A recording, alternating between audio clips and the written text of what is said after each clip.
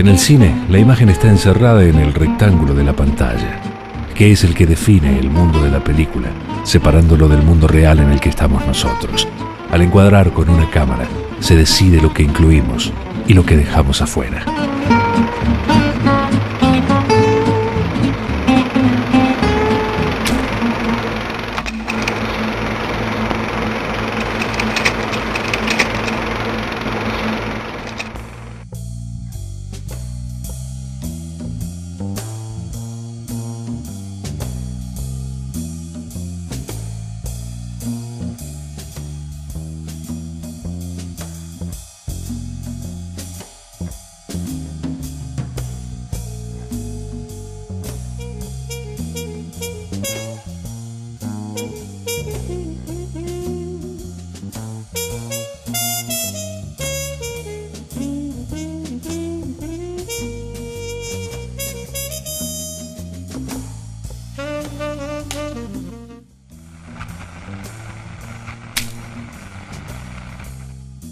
Profundizar, interpretar, investigar, indagar.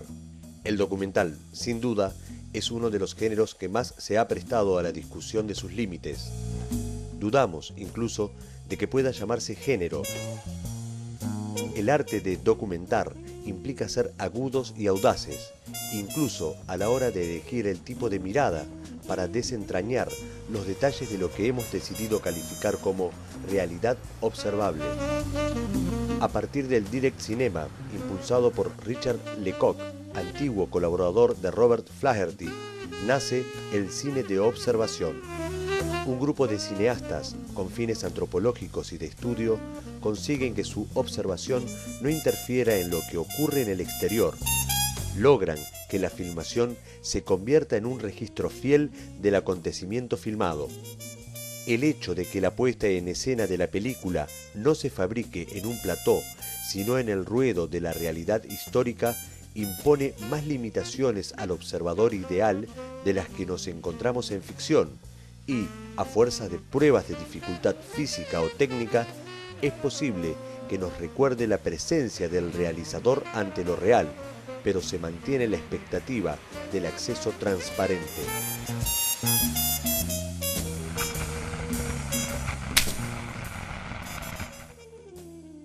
Jean Rouch, cineasta y antropólogo francés, no pretende captar la realidad tal cual es, sino provocarla para captar así otra realidad, la realidad cinematográfica, la verdad de la ficción.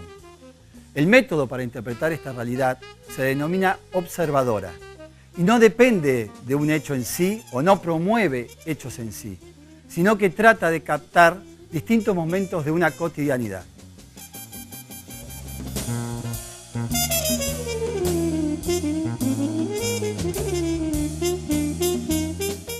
Bueno, son muchas, pero dos que se me vienen ahora a la cabeza, que son una de las tantas favoritas, son argentinas. Una se llama La velocidad funda el olvido, de Marcelo Yapses, y otra que me gusta mucho es 3 minutos, de Diego Lublinsky. Las dos tienen en común un poco el cuestionar las ideas de la temporalidad, la noción de tiempo y espacio que uno tiene. Películas que me marcaron de hace mucho, películas de hace algunos años. Hay un par que siguen siendo todavía así como las principales. Una es Vivir su vida, de Godard, una película de los 60, del 63 más o menos. Y otra película francesa de esa época que es Hace un año en Marienbad, de Resnais, del 61. Son dos películas muy importantes todavía, digamos, a pesar de que uno sigue viendo, y a través de estas películas vi otros modos, digamos, de hacer cine. El discurso del rey. ¿Por qué? ¿Qué es lo que destaca de esa película? La actuación del actor principal y el relato a lo largo de toda la película. La que más me gusta es Sintonía de Amor. ¿Alguna escena que te acuerdes o por qué te gusta? Me gusta la pareja, me gusta Meg Ryan y me gusta Tom Hanks, me gustan ellos dos, así que, y vi también Tienes un email, me parecen esas películas que no dejan mucho pero que te hacen pasar un buen momento. Una película que me marcó en estos años fue Forrest Gump, básicamente porque relata la historia de un luchador. Y bueno, es una buena historia en donde se van viendo las distintas etapas de la vida y bueno, y cómo este luchador afronta todos los desafíos.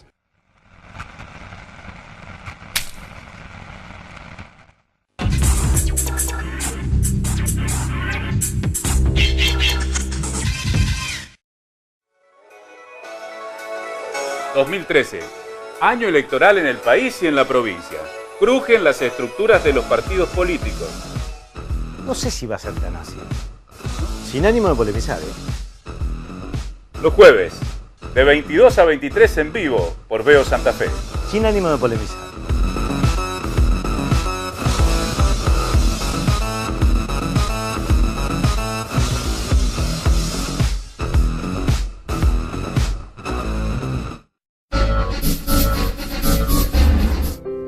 Por primera vez, cientos de miles de mujeres de todo el país saldrán a la calle para ejercer un derecho fundamental.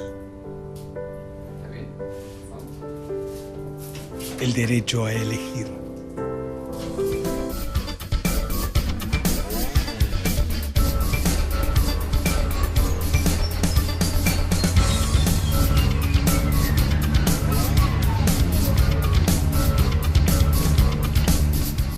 Más de 60.000 hogares ya nos eligieron.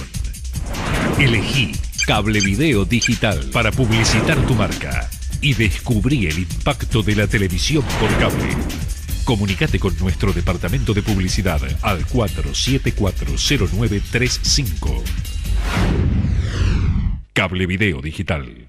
Tu cable. Recomiendo un inevitable encuentro con los reconocidos que cuentan aquellas cosas que solo se hablan a la hora del buen comer.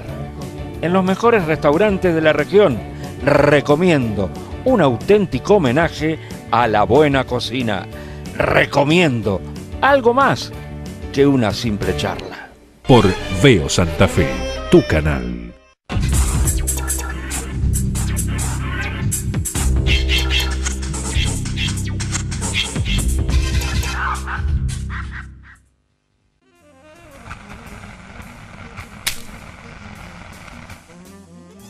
Hoy nos visita Laura Caneva y nos trae su corto Panambí.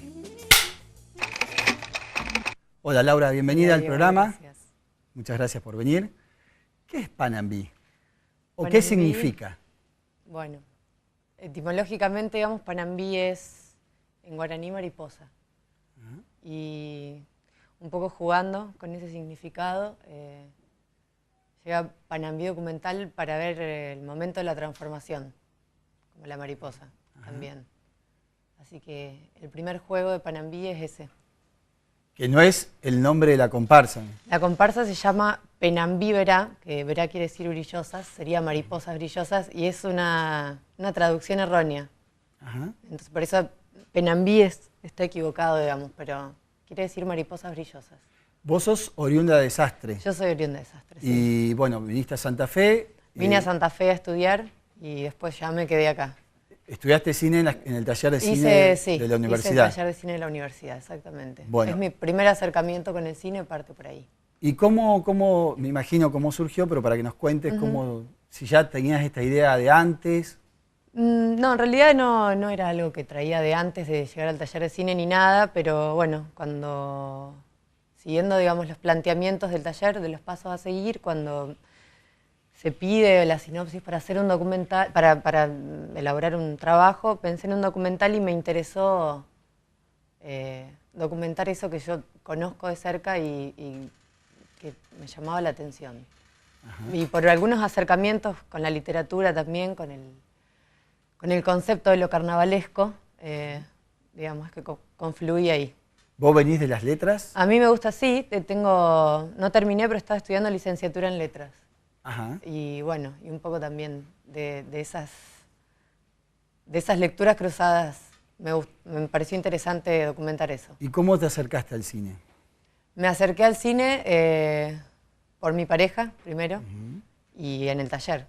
Siempre, en realidad es como que me gustó, pero para profundizar y empezar a conocer es en el taller donde empiezo. Pero vos estabas estudiando letras. Yo estaba estudiando letras. Y al mismo letras, tiempo te acercaste al taller de cine de la universidad. Sí, al mismo tiempo. Sí, aparte el cruce es como indefectible entre un poco cuando ves semiótica o algunas otras materias, el cine como lenguaje necesariamente está.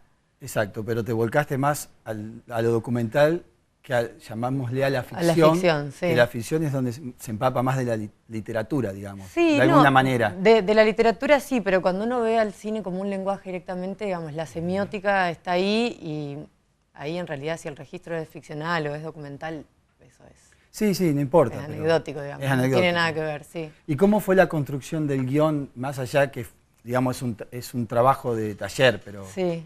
¿Cómo te imaginaste vos cuando empezaste a construir la idea? Sí, primero es como que lo pensé en función de un par de personas que yo conocía, que integraban la comparsa y bueno, como te decía, el primer disparador fue la transformación. Entonces, todo el tiempo pensaba en esa doble personalidad de la gente que hacía su trabajo durante los días de semana y se transformaba en mariposa, digamos, durante los fines de semana que dura el carnaval. Entonces es como que el primer escrito partió basándose en esas personas. Sí, que después vamos a hablar un poco de eso porque ahora vamos a invitar a los telespectadores a que vean el corto y después vamos a ahondar un poquito de esto de la transformación porque por lo que yo vi del corto hay un personaje que un poco grafica esto, pero no me lo cuentes ahora para que la gente lo vea. Bien. Entonces, vemos el corto y después seguimos charlando. Vale.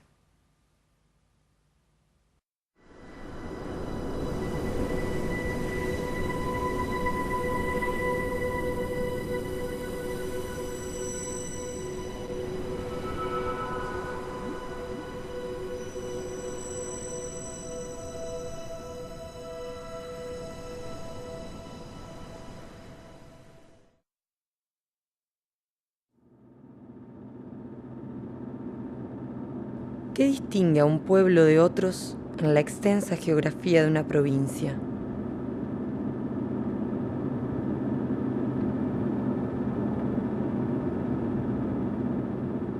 Se tiene la sensación de que recorrer uno es recorrerlos a todos. Repetidos, calcados, su fisonomía idéntica se agota entre 4 avenidas que enarbolan en su centro una plaza y una iglesia. Todos nacieron a la vera de un tren, llegaron con él, y todos a su manera sobreviven a su partida. Desde el miedo a su extinción, hacen una puesta en escena en la que celebran su propia resistencia. Sastre resiste en su carnaval.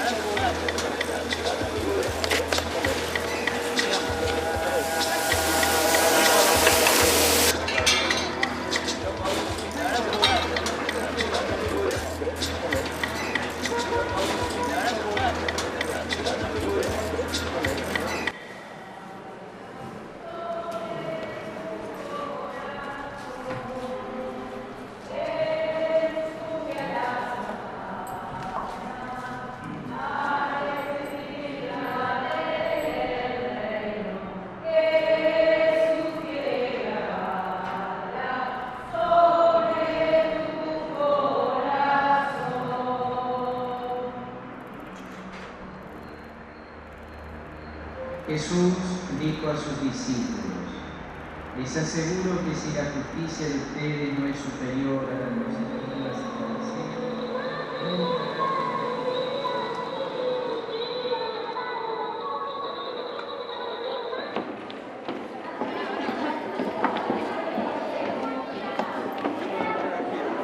Vayan saliendo la gente de esta lista, por favor. Vayan yendo para el río nomás. Con alambre.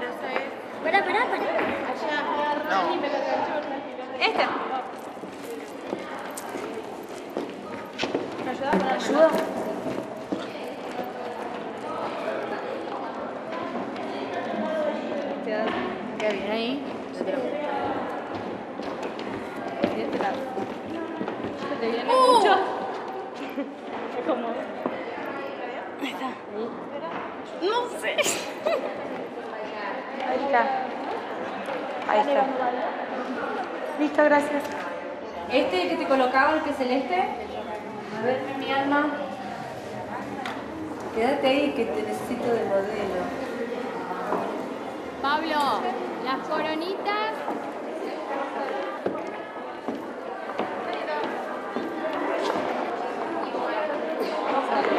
¿La dan toque? Sonini. La están pintando, la baila pintada. Ah, no, perdón. Estamos hablando para darle una coronita. Tijera, ya. Para cortar el precinto, porque quiero sacarle esto, porque yo sí quiero mostrar.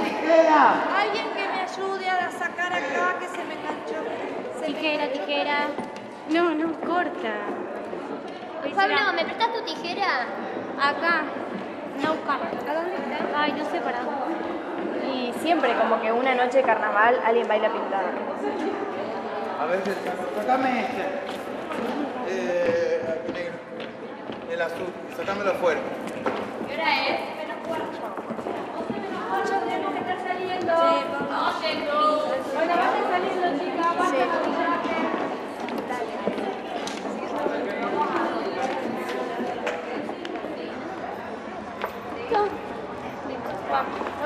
Me voy.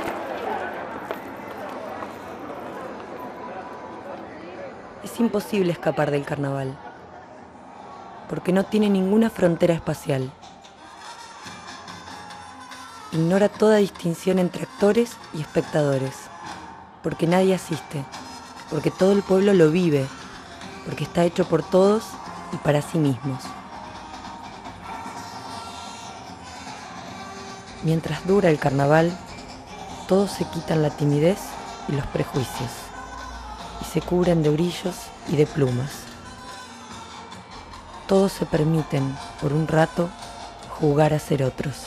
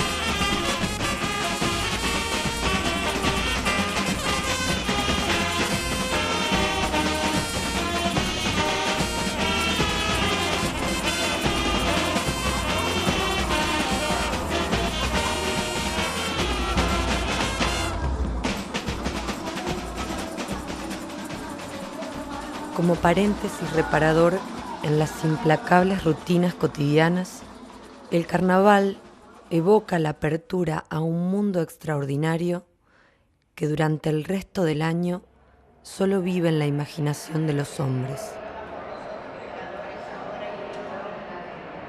El fin del carnaval es también el fin del ensueño.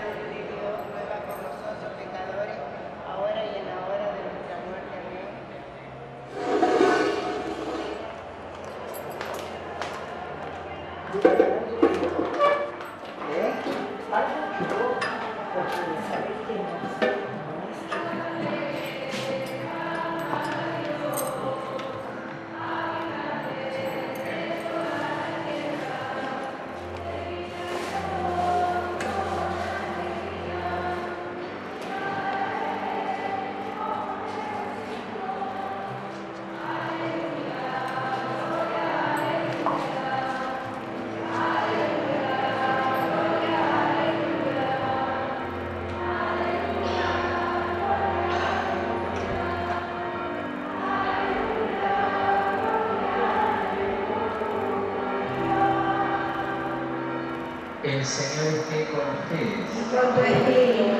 Evangelio de nuestro Señor Jesucristo según San Mateo. Gloria a ti, Señor.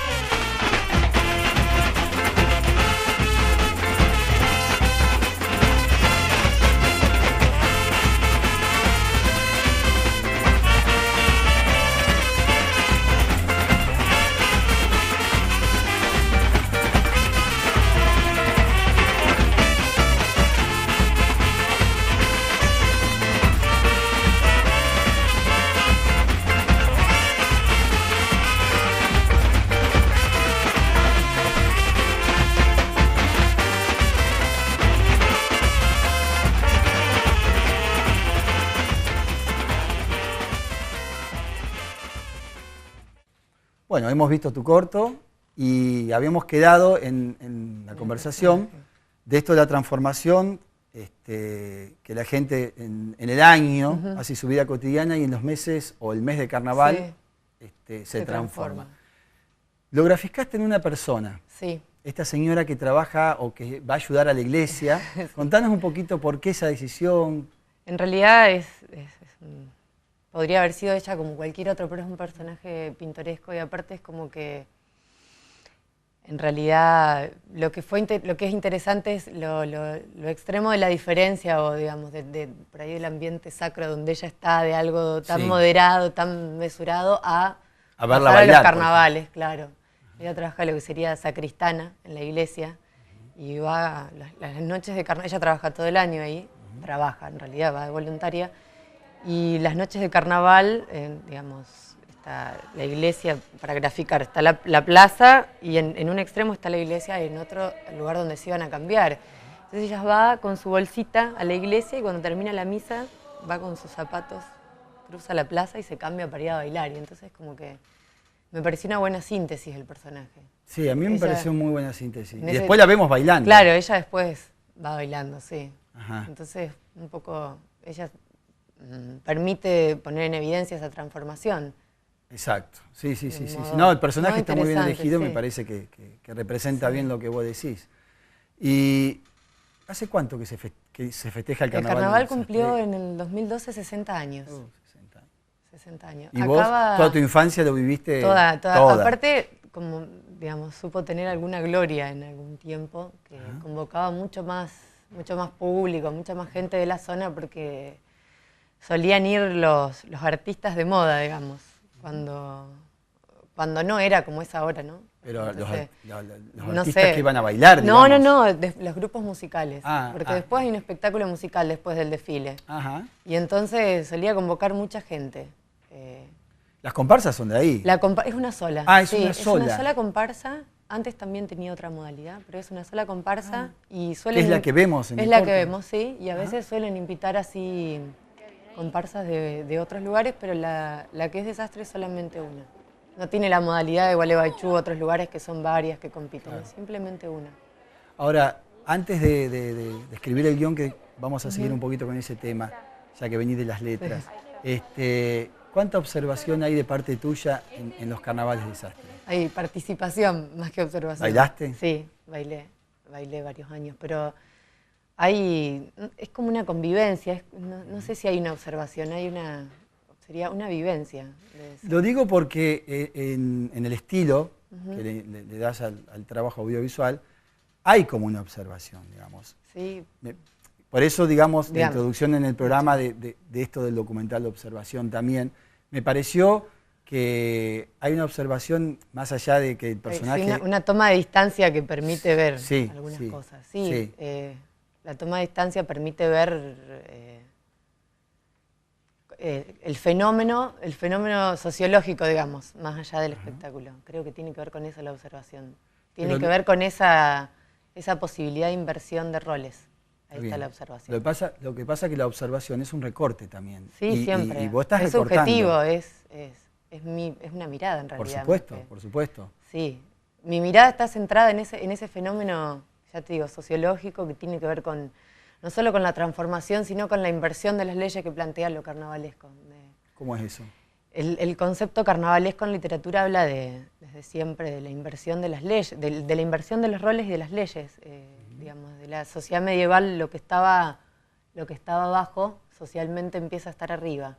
Durante es un periodo de permisividad el carnaval. Está todo permitido. Todo permitido. Pero aparte del todo permitido es bueno, en sociedades donde las castas o las clases estaban mucho más divididas, se ponía en evidencia, ¿no? Decir, bueno, los que estaban abajo tenían posibilidad de mandar a los que estaban arriba durante el periodo de carnaval. Claro. Y entonces yo creo que la observación parte porque el carnaval, mucho más matizado, mucha más sutileza, sigue permitiendo ese tipo de cosas. Y hay como una igualación también. Hay una igualación, sí, hay una igualación. Digamos, desde la señora que claro, está económicamente mejor puede estar bailando con... Sí, eso porque carnaval, ella puede ser la reina. Sí. El carnaval tiene esas cosas, no tiene, digamos, todos los parámetros de juventud, de cosas, es como que se desdibujan un poco, ¿no? Exacto. En ese sentido. Y después comenzás el corto como hablando de una ciudad que puede ser cualquier ciudad. Un pueblo que puede ser. Un pueblo, porque la descripción que das. Sí, porque los pueblos es como que están un poco así, se borran un poco de los mapas, sus particularidades, son como una clase indistinta, ¿no? Por eso ¿Como que se parecen todos? Se parecen todos. Y cada uno tiene su particularidad. Y cada uno tiene conserva algo en su historia que le permite ser distinto. Claro. Algo que lo salva de no ser indistinto a cualquier otro. En este caso es el carnaval. En este caso es el carnaval. Claro, pero sí, esa descripción de la plaza, de las calles, es claro, un pueblo. Es un pueblo, de hecho vas por la ruta y podés entrar a cualquiera, ese es un poco el planteo. ¿Qué distingue a un pueblo de otros? ¿Qué lo hace distinto? ¿Tuviste la posibilidad de proyectar el corto en...? Todavía no, la idea es proyectarlo Quería saber qué impresión causó en la gente que se ve, ¿no? Eso está bueno, como una devolución a la misma gente que participa. ¿Esto lo hiciste este año, en el carnaval de este año? No, se filmó en el carnaval del 2011. Y bueno, ya pasaron 2 años, sí. Así que tiene su tiempo todo. ¿Cómo fue el trabajo en el taller? Volvamos un poquito al principio de la gestión, de la gestación, digamos, de este trabajo. Fue arduo el trabajo. Fue arduo porque había que trasladarse, que era lo más... Había que ir a Sastre, había que filmar un espectáculo, digamos, que tenía sus propios tiempos, al aire libre, que tiene una dinámica que puede llegar a ser avasallante. Así que fue un trabajo duro, de muchas horas. Bien, vamos a hacer una cosa. Vamos a una pausa y después vamos a seguir con esto del guión, la construcción del guión en un taller de cine, cómo se da, cómo se selecciona, cómo se interviene, es colectivo, no es colectivo. Nos vas a contar. Dale.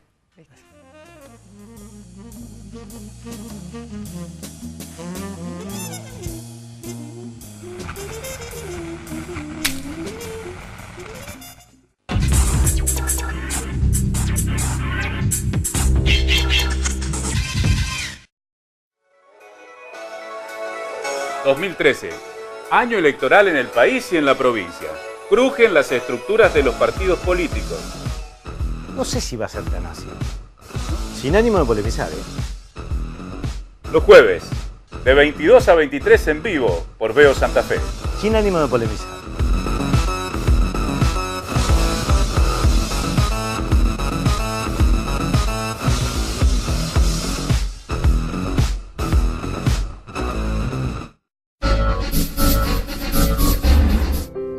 Por primera vez, cientos de miles de mujeres de todo el país saldrán a la calle para ejercer un derecho fundamental. El derecho a elegir.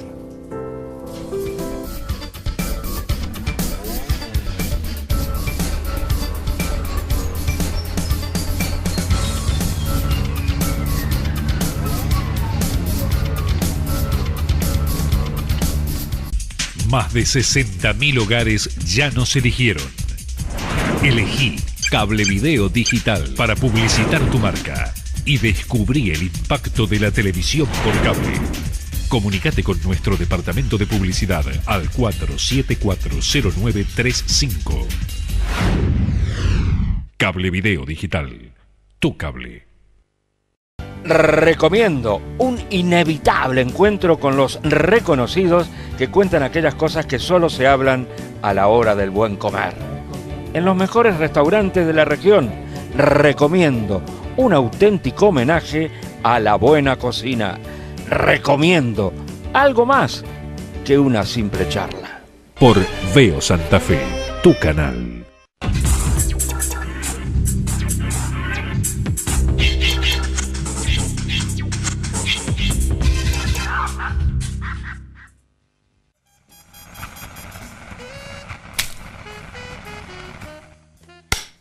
Bueno, ¿lo has hecho en el documental? Sí, no lo hicimos. ¿No? No, así no. No, el documental por ahí, excepto si hay entrevistas, puede haber una claqueta, pero si no, es más moverse, en el momento con... Aparte es un equipo mínimo. Sí, tal cual. Aparte era mucha gente la que estaba alrededor, así que... Claro, claro. Como que... Volviendo a lo del bloque Sí. anterior que quedó pendiente, esto del trabajo en el taller, hasta la gestación del guión y después el rodaje. ¿Cómo es esta actividad en un taller? Es interesante, primero. Es una etapa de aprendizaje aparte muy linda.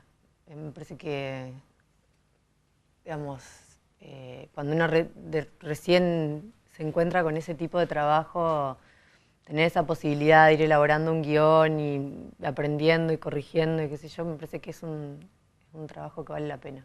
Está bien, pero vos llevás un boceto, digamos. Sí, lo que vos crees que es un boceto en realidad, porque uno va presentando cosas y hasta que en realidad se da cuenta qué es lo que tiene que hacer, pasa todo un... Yo me acuerdo que iba presentando sinopsis que, digamos, hasta mi forma de escribir estaba errada hasta que descubrí que era realmente lo que me pedían. Está bien, Sí. vamos con un boceto, ¿no es cierto? Sí. ¿La discusión es colectiva o es En mi caso, tuya y sí. con el docente? No, en mi caso sí fue cuando decidimos que el proyecto finalmente se iba a llevar a cabo, sí fue colectiva la discusión, sí, con el equipo de producción, digamos, el equipo de filmación. Bueno, tuviste camarógrafo y fotógrafo, Sí, sonidista y un asistente, un asistente de dirección. Sí. Bien. ¿En cuántos días de rodaje? ¿En cuántos tuvo? días? Sí. En 2 días y medio. 2 días y medio. Sí.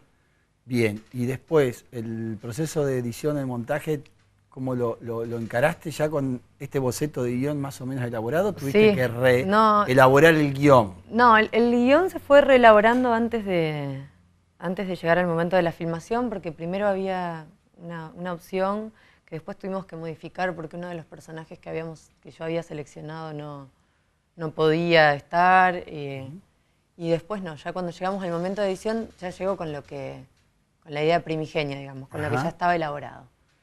Y la banda sonora está construida Eso a partir del sonido. Contame un poquito, No, porque claro, está bien lograda la banda sonora. ¿Mantenés el clima de la comparsa? Se mantiene, todo? sí. En realidad fue imposible mantener, digamos, tomar el sonido ambiente desde la cámara o con la caña. No, claro. Porque el sonido está distribuido en las calles por medio de unos parlantes, o sea que si uno se da vuelta por un lado el sonido, lo perdés. Claro, lo perdés.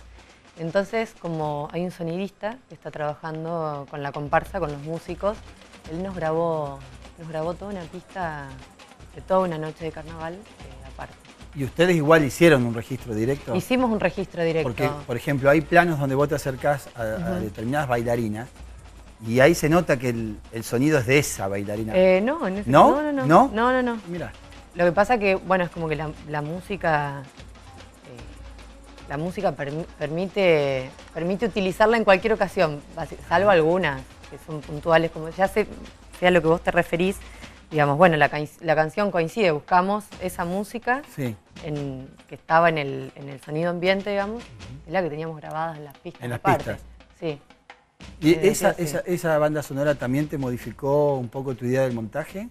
No. ¿No? No. Porque a veces uno cuando hace este tipo de trabajo es como que tiene una presencia importante la banda sonora y determina ciertos planos. Determina, digamos, pero no modificó lo que eran mis ideas, pero sí fue un factor importante para trabajar. Fue casi tan importante como las imágenes, el tratamiento que hubo que hacer sobre la banda sonora.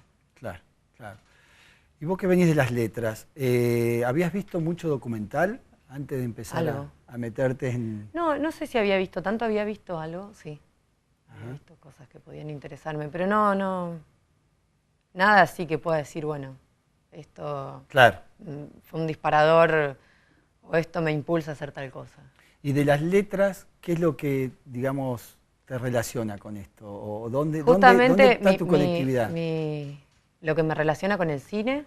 ¿Con el cine y con este tipo de cine? El cine como lenguaje, en realidad. Es la semiótica que trata los distintos lenguajes y sus formas de significar. Ahí está el puente. Pero es que son distintos. Sí, de hecho son distintos. Pero digo, ese planteo que la semiótica permite hacer sobre los distintos lenguajes artísticos, que en letras la semiótica es la que trata de eso, es mi puente que me lleva al cine.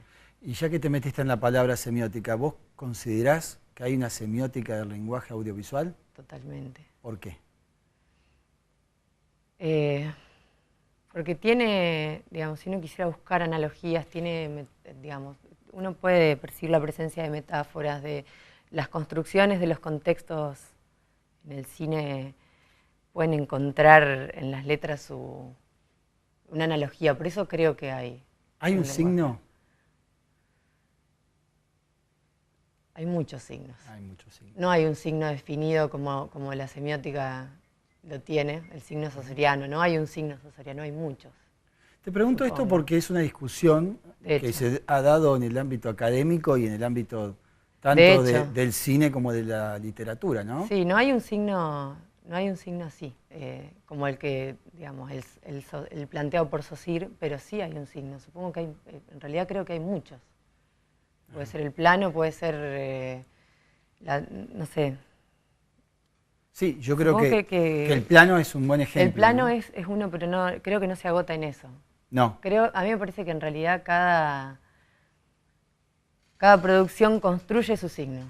En definitiva, encuentra su signo finalmente. Está bien. Y en el taller, el proceso de edición, ¿fue tuyo y del editor? ¿O hay una injerencia, digamos, de la parte docente? No, yo... Porque este es tu primer trabajo. Sí, en realidad hay sugerencias y la parte docente siempre colabora, tiene un ojo crítico interesante, pero el trabajo más fuerte lo hice con Diego, que es quien editaba conmigo, Diego Prato. Sí. Obviamente después hay ayudas de la parte docente, pero el trabajo lo hicimos libre con él, digamos. ¿Tuviste un primer borrador editado o tuve varios borradores? Porque era un material, porque dentro del material que había del crew de Panambí había varias películas posibles. En realidad fue un camino largo. Sí, pero está bueno comentarlo. Porque hubo muchos hay unos primeros armados que plantean otro tipo de historias. Claro, pero está bueno comentarlo porque justamente lo que tiene el documental es esto. Que tiene varios caminos. Tiene varios caminos. La ficción es más cerradita en esto. Sí, la ficción está...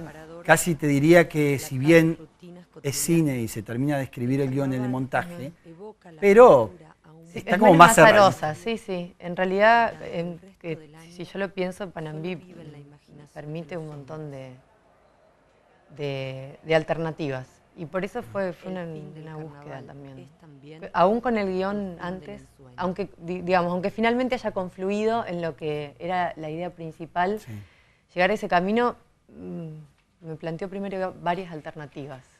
Y ya que hablamos de la transformación, ¿no? Que hablabas al principio, ¿logró una transformación en vos este trabajo? Sí. Bueno, otra forma de ver las cosas. Por empezar, un aprendizaje, que siempre es una transformación, un aprendizaje. Sobre todo de lo que es el detrás de cámara, del trabajo que se requiere y de lo que es trabajar después con lo que uno tiene. Sí. Como a uno le parece en realidad, cuando uno empieza ingenuamente un taller, piensa que todo proceso es simple, que son pasos simples y que cada uno necesariamente desemboca en el siguiente, y como eso no es así. Y la toma de decisiones. Y la toma de decisiones. Porque el que dirige, de alguna manera, está tomando permanentemente decisiones. Decisiones en el guión, decisiones en el rodaje. ¿Cómo fue todo ese proceso de tomar decisiones permanentemente? Fue un desafío. Sí. Fue un desafío totalmente. No sé si tomé muy sola las decisiones. Por suerte, no importa porque es un trabajo en equipo. Sí, es una maduración en el propio trabajo, uno va, digamos, de la primera toma a la última, uno ya maduró en la toma de decisiones. Sí. Uno primero lo hace, es como que mucho más temeroso las primeras decisiones que toma, después la última está más relajado y ya ve las cosas de otra forma. Está bueno eso. Está bueno, sí. ¿Y cuál podría ser, si tendrías que definir, cuál es tu película favorita? ¿O cuál es la película que vos decís, me identifico con ella, por algo? Es difícil. Pienso en algunos directores más, ¿vale? Porque en realidad es como que el proceso de identificación con una película tiene que ver también con las épocas o los momentos que esté atravesando uno. Me parece que no puedo pensar en una para siempre. No hay nada para siempre, no. Pero puedo pensar en un estilo, en realidad. En un estilo así como el estilo sin concesiones que tienen los hermanos Dardenne en algunas películas de esa crudeza, casi documental. Eso es lo que hoy vos, pero de los hermanos Dardenne, ¿vos tenés alguna película en realidad, particular? El hijo, el niño o Rosetta, cualquiera podría ser de ellas. L'Enfant, el niño, es una.